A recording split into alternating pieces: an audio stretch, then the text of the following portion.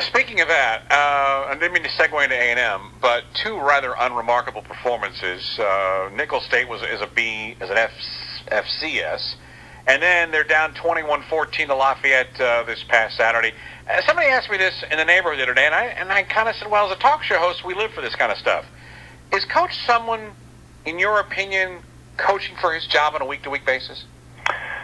I don't know. That's a great, and I don't know if I'm him, if I want to be there, to be quite honest with you. I mean, let me just take it from, a different angle, if you don't mind, Matt. Sure. If I'm Kevin Sumlin, I've heard my athletic director come out and publicly say, I'm being evaluated, essentially, right? You've got to win. Put me on notice. You've got to win this year. I've had a board of regent at my school go rogue on Facebook and say that I should be fired immediately. I've received a hideous racist letter to my own house where my wife and family read it. Why does A&M deserve Kevin Sumlin? That might be an unpopular sentiment in the Houston area, but tell me, why should he be begging to stay? I just, from that standpoint, A&M is right now suffering from deranged expectations. They are exactly what they have been for a decade.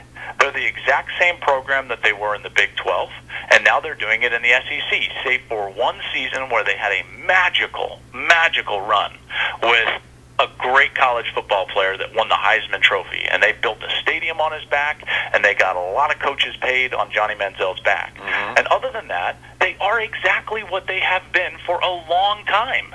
They're the same program that I played against when I was at Colorado in 2004 and 5. They came up to Boulder, and we beat them in 05. We went down there, lost an overtime game in 04. I mean, that's let me play devil's advocate a little bit. He's coaching for his job as if he should be winning the national championship or the division. Yeah, let me play a little bit of devil's advocate, because they are, from an economic standpoint, in a way different position they were 10 years ago when you played against them.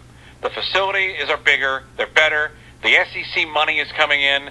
Maybe in their minds, and this may be myopic on their thought, that if we aren't satisfied that we are now going to be a place where we can write a blank check for any coach we want. Probably, and they probably can. Now, if you're a head coach out there, why would you want A&M over, let's say, Tennessee? You wouldn't, because they're not even the preeminent brand in their state, speaking of A&M, and they're not even the preeminent brand in their division, much less the top 3 brand in their division. Maybe they're the 3rd strongest brand in their division, behind Alabama and LSU. So, quite frankly, it's going to take a coach that overachieves to get them to where they want to go. I know that's harsh, right? That sounds like, oh, he hates A&M. I don't hate A&M. I really love A&M. I think the environment's phenomenal. I think that the expectations have been elevated based on monetary commitment to a point that is unrealistic.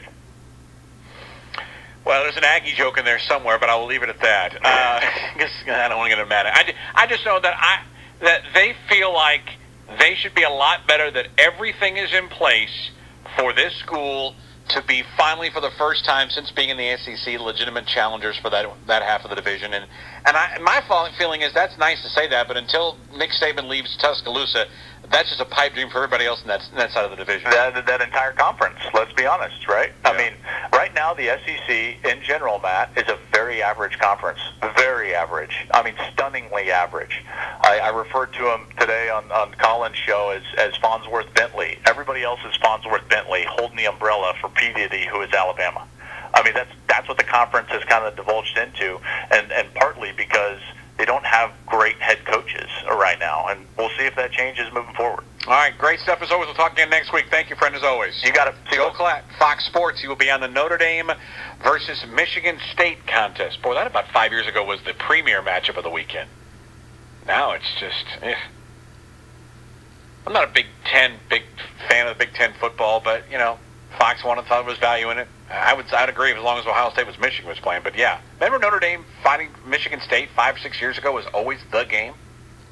Interesting comments from Joel about, and kind of flipping it a little bit, saying that does A&M deserve Kevin Sumlin? I had not thought of that. And normally you don't think about those types of things because, again, when you pay these coaches $5-6 million a year, you expect results. And I think probably Aggie fans feel like the results just haven't been there. We'll talk more about that coming up in a minute. 12.